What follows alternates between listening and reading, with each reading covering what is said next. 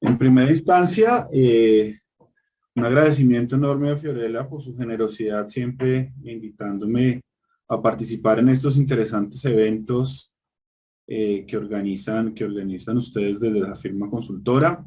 Por supuesto, también reconocimiento importante en esta celebración que también nos acoge el día de hoy. Fiorella, felicitaciones, te extiendo también de mi parte. Eh, eh, yo quisiera un poco como compartir con ustedes algunas reflexiones generales de nuestra universidad y un poco en el contexto de innovación y estrategia, pues que corresponden, digamos, de manera particular con unos temas que no solo a mí como persona me resultan de, digamos, de un interés mayor por mi formación, sino también, pues en el rol de vicerrector en la Universidad del Rosario he tenido de alguna manera la oportunidad de desplegar algunas de estas herramientas e iniciativas que les compartiré el día de hoy. Para un poco el público en general, darles algún contexto de lo que es la Universidad del Rosario y antes, por supuesto, de arrancar la presentación. La Universidad del Rosario es top 40 en el ranking de QS, particularmente para América Latina. Está en el top 5 de las mejores universidades del país en el caso de Colombia, top 3 universidades privadas. Somos una universidad que tiene dos características a mi juicio interesantes a resaltar. Primero, somos una universidad de 367 años, fundacional en el país. Casi que todos los eventos históricos de Colombia de una u otra forma han tenido que ver con la Universidad del Rosario. De hecho en el Rosario tenemos buena parte de los presidentes del país son egresados de nuestra universidad, 47 presidentes en total egresados de la universidad. Y esta historia que les voy a compartir el día de hoy no solo pasa por el reconocimiento de una universidad que, digamos que integra las características de transformación en términos de la historia y del país, sino también que ha tenido la oportunidad de apropiar algunos elementos asociados a la transformación digital, a la innovación, y todo esto soportado en un contexto, llamémoslo estratégico. En ese sentido, y en primera instancia, quisiera darles un poco como del contexto institucional que habla o del contexto histórico, que además hace sentido en términos de la realidad que nuestra universidad y las universidades donde ustedes de seguro trabajan, eh, digamos, viven en este momento. Esto corresponde con una noticia, con un grupo de noticias locales que parecerían ser solo de Colombia, pero que estoy absolutamente seguro que en el contexto de sus países también se dio. Y es que en el marco de la emergencia sanitaria por COVID-19, uno de los elementos principales que se notaba en las noticias era un poco cómo esto de la crisis por COVID-19 iba a terminar teniendo un efecto significativo en las instituciones de educación superior, particularmente en las privadas, que hablaba de tasas de ausencia intersemestral o deserción, como lo mencionan acá, de cerca de un 25% en el país. Esto, pues, para una universidad privada, pues, puede ser la diferencia sustancial entre la continuidad de la universidad o la quiebra de la universidad. Reducir en un 25% la tasa de matriculación para cualquier universidad privada, como lo menciono, pues era absolutamente riesgoso. Sobre esa base, nosotros como universidad, digamos, tomamos la decisión de reaccionar de manera proactiva y sobre esa base desarrollar un aparato de estrategias o un sistema de estrategias que le permitiese o que nos permitiese reaccionar de manera positiva y asertiva para poder contrarrestar este indicador. Sobre esa base, lo primero que quisiera contarles es que la Universidad del Rosario históricamente ha tenido una cultura, digamos, de apropiación de la innovación y ese es un primer elemento importante. Tenemos más o menos formalmente constituida, digamos, estructuras institucionales que apropian innovación en la universidad por cerca de 12 años. Y con esto quiero decirles estructuras que promueven el desarrollo y la apropiación no solo de tecnologías de información, sino de enseñanza transformadora. Quizás uno de los elementos o uno de los ejemplos centrales que dan cuenta de lo que somos en materia de transformación y en materia de innovación y transformación digital es que aquel 14 de marzo, cuando a Colombia llegó a esta, digamos, como en su mayor esplendor todo el contexto de la pandemia, el Rosario pasó de ser una universidad 100% presencial a una universidad de 100% acceso remoto en 3 días. Y a la fecha no hemos parado una sola vez. Nosotros, como les menciono, paramos un 14 de marzo y a la siguiente semana la universidad está operando 100% en un contexto de acceso remoto, derivado principalmente de la apropiación de algunos elementos asociados con la transformación digital de las universidades, que en este caso lo ejemplifico en el contexto del top 10 de aspectos de estrategia de tecnología como tendencia del Gartner Group. Un poco la apropiación de cada uno de estos factores nos llevó en el marco de la pandemia a diseñar lo que nosotros denominamos en la universidad como la estrategia HighFlex. HighFlex es un acrónimo de las dos palabras clave, creo yo, en el diseño de modelos de generación de valor en universidades modernas: híbrido y flexible. Y sobre esa base, HighFlex tiene 4 pilares consustanciales: un pilar que llamamos Playbook, otro pilar que llamamos Aulas Más, un pilar que llamamos Enseñanza y Aprendizaje para la Transformación, y un último pilar que se llama Un Rosario Contigo, de los cuales además me voy a referir a continuación a lo largo de la presentación. En primera instancia quisiera hablar de ustedes con respecto al Playbook. Playbook no es otra cosa más que la manera como la universidad respondió con cada uno de sus factores institucionales a las necesidades nuevas de enseñanza-aprendizaje de la pandemia. La filosofía que hay detrás del Playbook es básicamente llevar lo mejor de los dos mundos a la casa de nuestros estudiantes, llevar la universidad a la casa de nuestros estudiantes, apropiando tanto los elementos de la presencialidad como los elementos de lo que nosotros aquí en Colombia denominamos como acceso remoto, que no necesariamente converge en la vida virtual.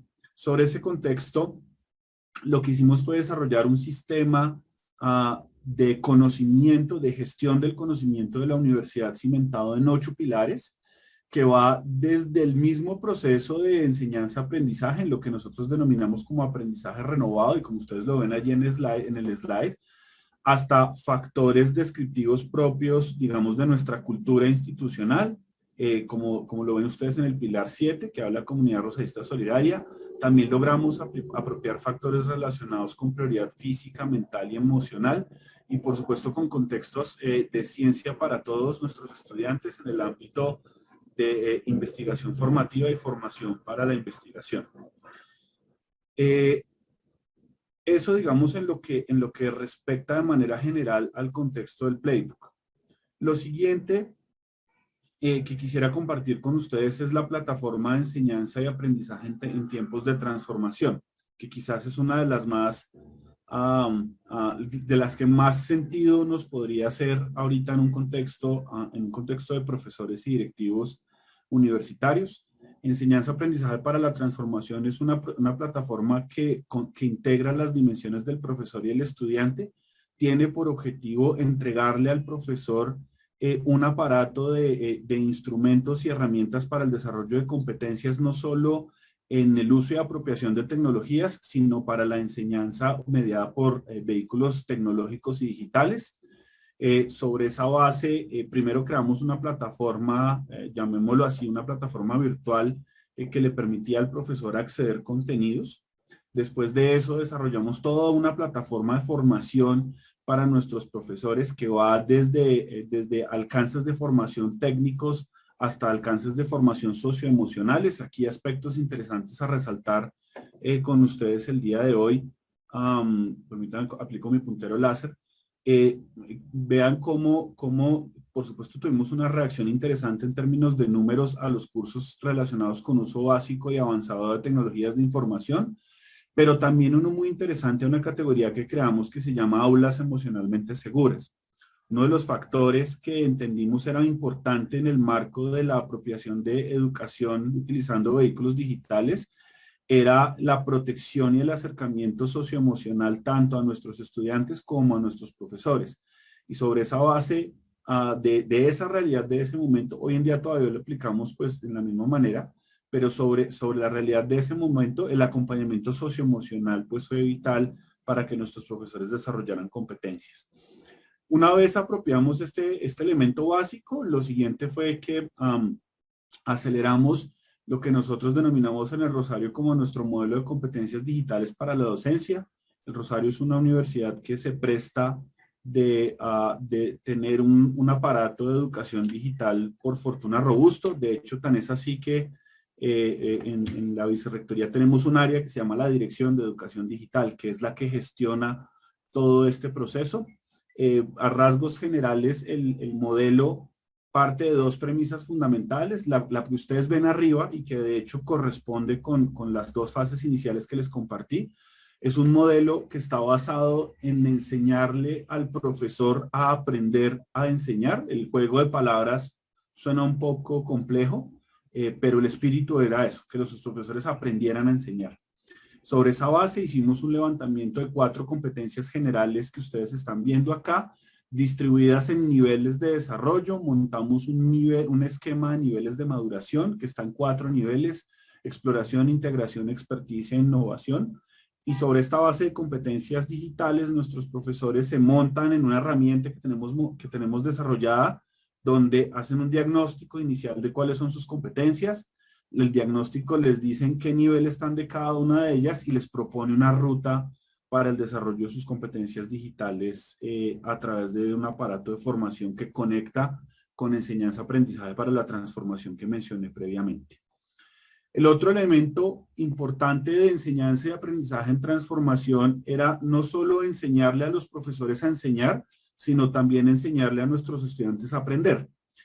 Y esto porque es determinante, por cuanto en el ámbito de la educación mediada por vehículos tecnológicos, no solo era importante que los profesores desarrolláramos contenidos un poco más interactivos, mediados por herramientas de colaboración, sino también entrenar al estudiante en términos de cómo mejorar sus condiciones de aprendizaje en contextos, pues por supuesto, digitales.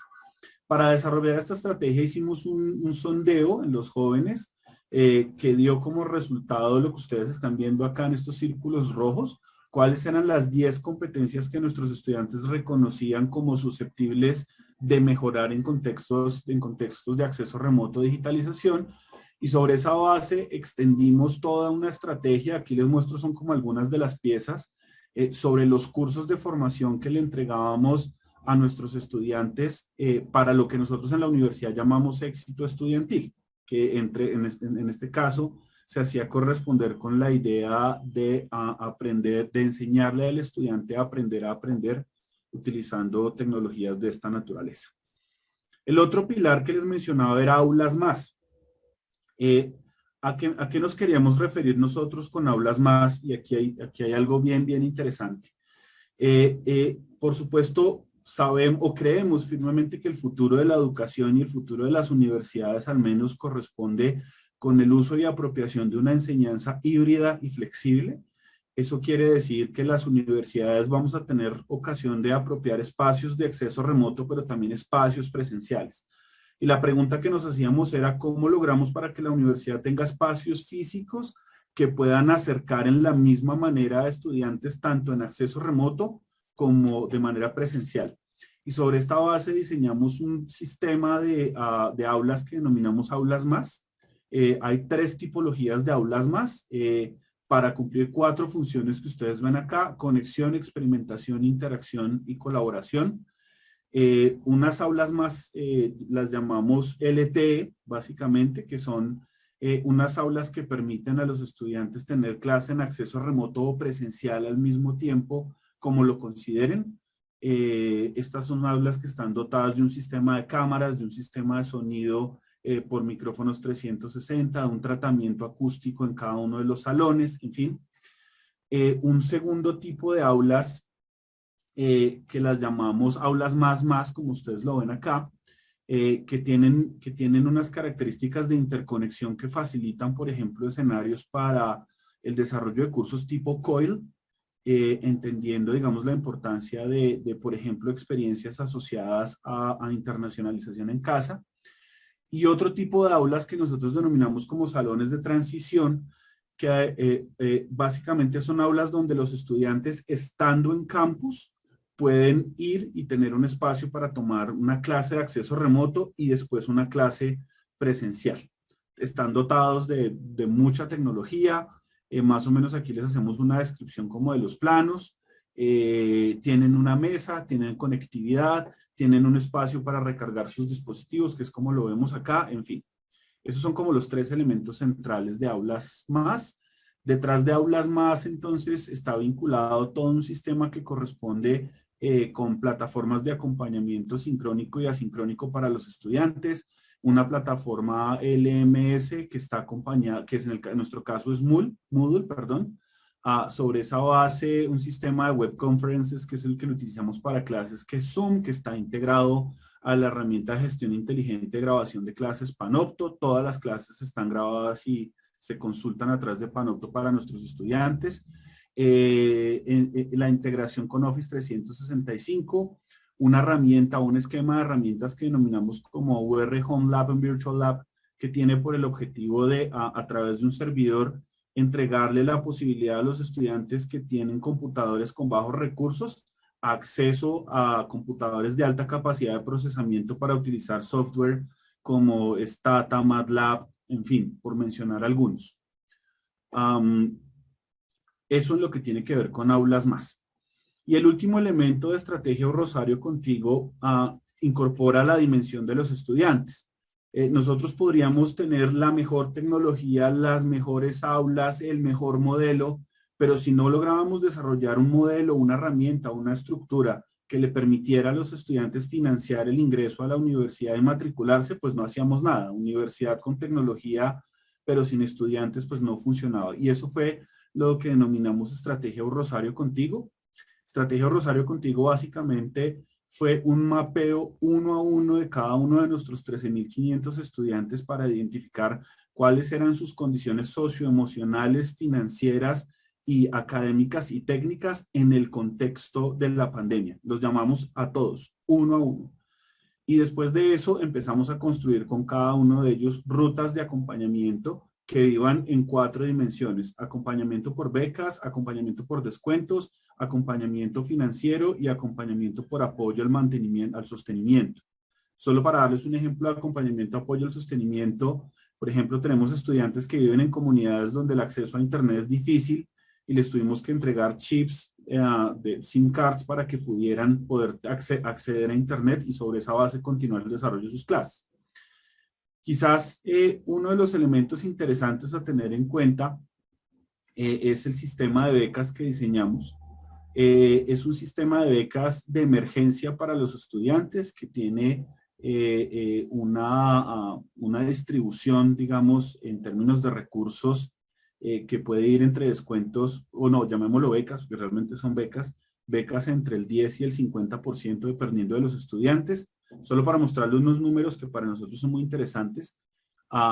De 1.703 estudiantes de pregrado que hicieron solicitudes de este tipo de beneficios, tuvimos una matrícula efectiva de 1.642, o sea, la absorción de esta beca fue del 96%, que eso es un valor muy, muy importante en términos de diseño de este tipo de instrumentos. Y lo más importante es que de ese 96%, entre el 90% de los estudiantes generaron matrícula efectiva entre 100% y el 75% de sus créditos, que esa también era como una de las dudas que teníamos, digamos, grandes alrededor del tema. Como gran síntesis para todo esto, decirles que ese pronóstico inicial de que las universidades iban a caer un 25% en la generalidad del país tuvo un efecto en nuestra universidad real de una caída del 4.6% en pregrados y cerca del 5.2% en posgrados, o sea, más de una quinta parte aproximadamente de lo que se pronosticaba, y todo fue resultado un poco de la estrategia que venimos desarrollando ahora.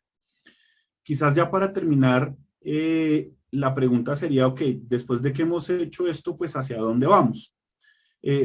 Una vez inicia todo este problema de la pandemia, básicamente lo que hicimos como universidad fue activar el desarrollo de una herramienta que nosotros llamamos UR Innovación en Valor. UR es por Universidad del Rosario, nosotros usamos esa sigla, digamos, en la universidad. Básicamente, innovación en valores es uno de los componentes esenciales del modelo de Chunkin y René Mulberg, que corresponde con Blue Ocean Strategy. Y lo que hicimos fue una adaptación metodológica de estos 5 autores que ustedes ven acá para construir una herramienta propia que nos permitiera innovar en valor en la universidad. Sobre esa base formulamos una metodología que palabras más, palabras menos, y yo quisiera resaltar con ustedes algo que creo que es importante de esto, es que no solo hicimos la tarea como universidad de preguntarnos cuál es el perfil del nuevo estudiante, sino también nos preguntamos cuál es el perfil del no estudiante. Las dos preguntas esenciales eran allí.